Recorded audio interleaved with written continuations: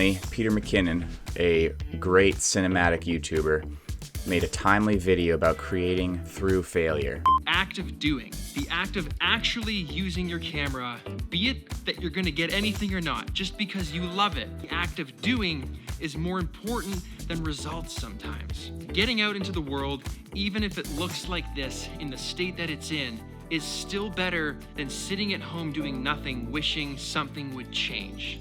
You set out to make something, chaos, the elements, your own mistakes lead to failure. Things don't turn out the way you want, you feel like you wasted time, that it's inconsequential. Oliver, where's your ball? What'd you do with it? Oliver's f***ing up my flow. Things don't turn out the way you want, you feel like you wasted time, that it's inconsequential, and it doesn't matter. And if none of it matters, maybe you should just quit. How to set yourself up for disappointment.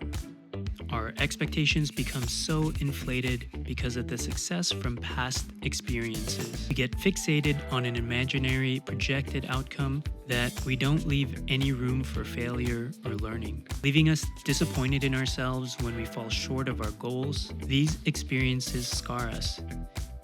As the folks over from the future recently highlighted, if you let go of expectations, stop focusing on the destination and enjoy the ride. As Gary Vee says, really enjoy the process, even with the hard knocks. My cousin and I have been experimenting, just trying gear on the go, trying to figure out a good truck vlogging setup for a sort of discussion-based format. He and I have a lot of overlapping interests. He's also interested in getting into YouTube, and we want to start creating more stuff, perhaps on a collaboration channel. So, I hope you guys enjoy this. I hope it turns out to something good. And if it doesn't, I don't f***ing care. I'm gonna just keep going anyways.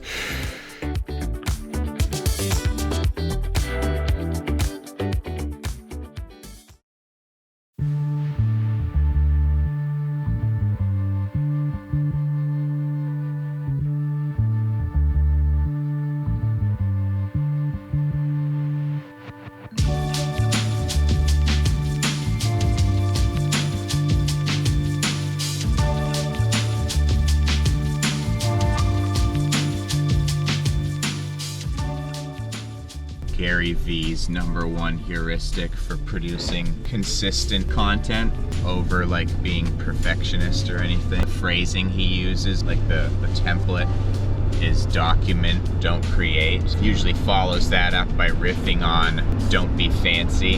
And of course he has fancy editing and all of that stuff. But he has a team now and he's scaled to that. He started it all just being him, man on a camera talking about wine for his dad's wine store, and that's how he built up. Well, this is valuable even at the level of B-roll. To have footage, like you're saying, to get used to your equipment, muscle memory. But it's like the difference between setting up for something like this and then setting up for an official interview. Like a commercial when you go or to some someone shit, and interview them, you're set up in a different way. And this leads to better skills at doing that. Dad and I have been watching 4x4 videos, those Jeep jamborees and stuff like that. And those guys aren't scripting anything. They've just got GoPros attached to their Jeep all the way around. And they're getting out at difficult spots to film their buddies coming through. They're documenting their good time. None of it is purposeful to the video.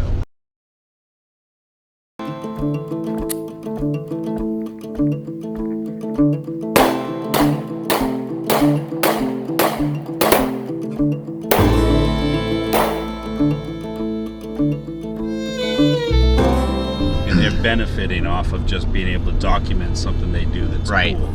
And that is like the easiest way to have a YouTube channel. We would have benefited from having you filming me yesterday. What were you doing? Shooting or building? No, the Acadia's, the alternator went. I was fairly certain the diagnosis I'd made is it's the alternator. Checked in on prices here and there. Dealer wants $108 an hour, $150 diagnosis fee.